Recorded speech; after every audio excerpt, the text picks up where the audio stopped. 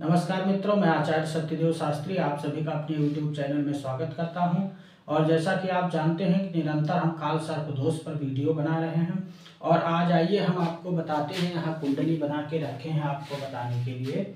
यहाँ हम बताते हैं कि छठे भाव में बना महापद्म काल सर्प दोष। यदि आपकी कुंडली इस प्रकार से है, आप अपनी कुंडली निकाल लीजिए, क्योंकि जब तक आप अपनी कुंडली निकालेंगे नहीं आपके समझ में नहीं आएगा। कुंडली आप अपनी निकाल करके फिर देखिए हमारे वीडियो को कि यदि इस प्रकार की आपकी कुंडली है और यहाँ आपके लग्न में 5 लिखा है प्रथम भाव में और यहाँ छठे भाव में, क्योंकि 1 2 3 4 5 6 छठा भाव ये होता है और छठे भाव में यदि राहु बैठा है आपके यहाँ 10 लिखा है और यहाँ राहु बैठा है। 10 का मतलब होता है मकर राशि।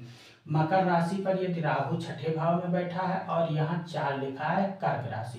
कर्क राशि में यदि केतु बैठा है द्वादश भाव में 12वें भाव में, तो इस प्रकार से यदि राहु केतु बैठा है और इसके मध्य इस साइड या इस साइड सारे ग्रह विराजमान है, तो आपकी कुंडली में महापद्म नामक काल सर्प दोष बनता है, क्योंकि ये रोग और शत्रु का घर है।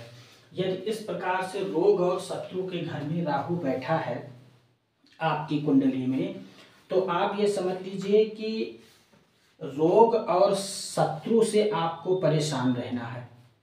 ठीक है, आपके कष्ट का कारण जो है वो रोग और शत्रु बनता है, क्योंकि यहाँ शनि की राशि में राहु बैठा है और ये घर है रोग और शत्रु का। इसलिए आप रोग और शत्रु से परेशान रहेंगे, अत्यंत दुखी रहेंगे। मन में आपके स्थिरता जो है नहीं रहती है। आपका मन जो है इधर उधर भटकता रहता है, आपकी स्थिरता नहीं रहती है। ठीक है, एक कार्य को छोड़ करके दूसरे कार्य को अपना लेते हैं आप तुरंत। ठीक है, इसलिए आपको सफलता नहीं मिलती। यदि आप एक कार्य कर रहे हैं तो आप उस कार्य को छोड़ करके दूसरे में मत जाइए, उसी में लगे रहिए तो आपको सफलता मिले। लेकिन आपका ये स्वभाव है कि आप जिस कार्य में लगे होते हैं उसको छोड़ करके और आप तत्काल दूसरा कार्य कर लेते हैं। ठीक है, और असफलता पाने पर भाग्य को कोसते हैं आप कि हमारा जो है भाग्य साथ नहीं दे रहा। गुप्त रोग तथा पांव, ठीक है, नेत्र, ठीक है, यदा कदा पीड़ादायक आपको हो जाता है। मतलब नेत्र के रोग हो सकते हैं आपको, पांव के रोग हो सकते हैं, पैर के गुप्त रोग हो सकते हैं, और आपके स्त्री को भी कष्ट होता है। मन में आपके तनाव बना रहता है, आपके निरंतर मन में तनाव बना रहता है बराबर, और गृहस्थ सुख में आपके कमी आ जाती है। यदि इस प्रकार का काल सर्प दोष आपकी कुंडली में बना है तो अब यदि इस प्रकार का काल सर्प दोष आपकी कुंडली में बना है तो आपको करना क्या है। उपाय हम बताते हैं छोटा सा, आप उसको शुरू कर दीजिए। ठीक है, अभी से हमारा वीडियो देखने के बाद यदि इस प्रकार का आपकी कुंडली में काल सर्प दोष बना है तो आप उपाय में सूर्य सहस्त्र नाम, ठीक है, उपाय में हम आपको बता रहे हैं। उपाय आप करिए कि भगवान सूर्य का सहस्त्र नाम पुस्तक आपको गीता प्रेस पर मिल जाएगी। सूर्य सहस्त्र नाम की पुस्तक आप ला करके और 251 पाठ कम से कम आप करें। ठीक, सूर्य सहस्त्र नाम का 251 पाठ आप करें, उनको भगवान सूर्य को जल चढ़ाएं। साथ साथ में चांदी का जो है, चांदी का सर्प, ठीक है, का जोड़ा मतलब नाग नागिन बनवा कर दान करें, और साथ साथ में आप शिव का पूजन भी करते रहें बराबर। ये चीज़ आपको करनी है, इससे आपको जो है अच्छा सफलता मिलेगी आपको और आपको आराम मिलेगा। तो इस प्रकार से यदि आपकी कुंडली है, अब आइए देखते हैं। हम बगल में कुंडली बना के रखे हैं, यहाँ कुंभ है, यहाँ छठे भाव में कुंभ राशि है। 11 लिखा है, 11 का मतलब कुंभ राशि होता है, और कुंभ राशि है और यहाँ राहु बैठे हैं और यहाँ सिंह राशि है वैभाव में, और यहाँ केतु बैठे हैं। और इस राहु केतु के मध्य नीचे या ऊपर साइड में यदि सारे ग्रह विराजमान हैं तो आपकी कुंडली में ये समझ लीजिए कि महापद्म नामक काल सर्प दोष बन जाता है।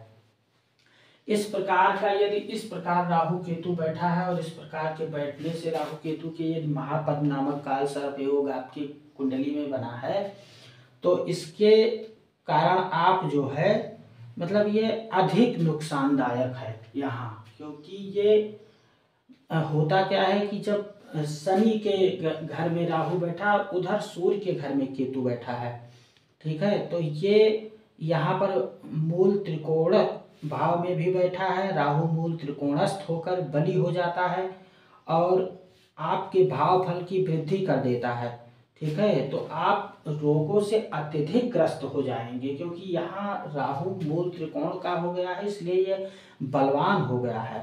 तो बलवान जितना ही बलवान हो गया है राहु उतना ही आपको परेशान करेगा, ठीक है। बारंबार दुख पाता है, रोग आपके होंगे वो दीर्घकालिक हो जाएंगे, शत्रु होंगे वो बड़े बड़े होंगे, हाँ, आपके शत्रु भी होंगे तो कमजोर नहीं होंगे, ठीक है, जो आपसे परास्त हो जाएं। आपके शत्रु भी होंगे वो बली होंगे, रोग भी होगा वो बली होगा, आपको ज़्यादा परेशान करेंगे। चिकित्सा यानी दवा पानी करवाने से भी आपको आराम नहीं मिलेगा, आप ठीक नहीं होंगे। दाम्पत्य जीवन में भी आपके कष्ट ही कष्ट होते हैं, प्रेम संबंधों से विशेष हानि होती है आपको। तो इसलिए कभी भी आप प्रेम, ये नवयुवक भाइयों के लिए है कि यदि आपकी कुंडली में इस प्रकार से राहु और केतु जो है बैठा है तो आप कभी भी प्रेम के चक्कर में ना पड़े, ठीक है, नहीं तो आपको दिक्कत ही दिक्कत, विशेष हानि होने वाली है। और इस प्रकार का यदि आपके काल सर्प योग कुंडली में बना है तो आप महामृत्युंजय मंत्र का, ठीक है, हम उपाय में बता रहे हैं आपको, उपाय हम आपको यहाँ बता दे रहे हैं छोटा सा, उसको आप करिए कि यदि आपकी कुंडली में यहाँ इस प्रकार का योग है तो उपाय में महामृत्युंजय भगवान शिव का महामृत्युंजय मंत्र का जाप आप 51,000 की संख्या में 51,000 की संख्या में कराएं या करें, ठीक है, कराएं या करें। पहला ये करें आप कि महामृत्युंजय मंत्र का जाप आप 51,000 करवाएं या फिर आप करें, ये चीज करें। और दूसरा आप ध्यान रखें कि श्रावण मास में आप दूध से, गाय के दूध से भगवान शिव का 21 बार, ठीक, 21 बार जो है अभिषेक कराएं,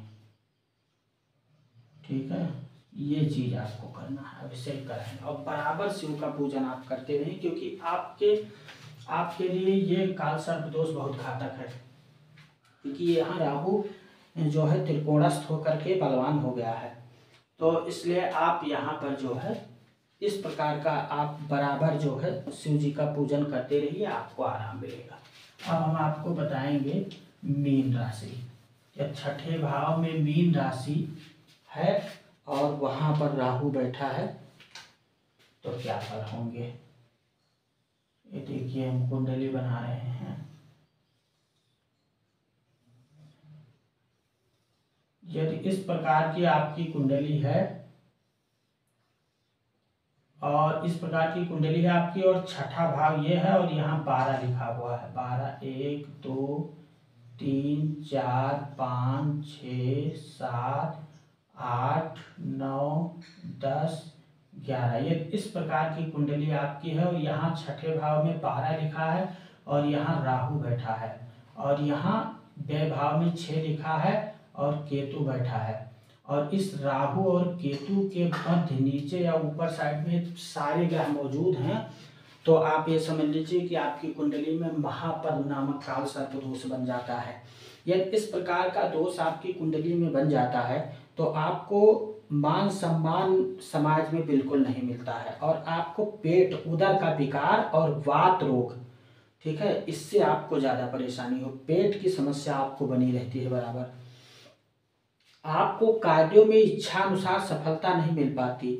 अपने नज़दीक लोग, अब जो अपने नज़दीकी होंगे, आपके खास नज़दीकी होंगे, उनसे जो है आप संबंध आपका अच्छा नहीं होगा, ठीक है, बनावटीपन होगा उसमें। दाम्पत्य जीवन अनेक कष्टकारी होंगे आपके, क्योंकि दाम्पत्य पारिवारिक जीवन जो है आपका होगा वो कष्टकारी होगा।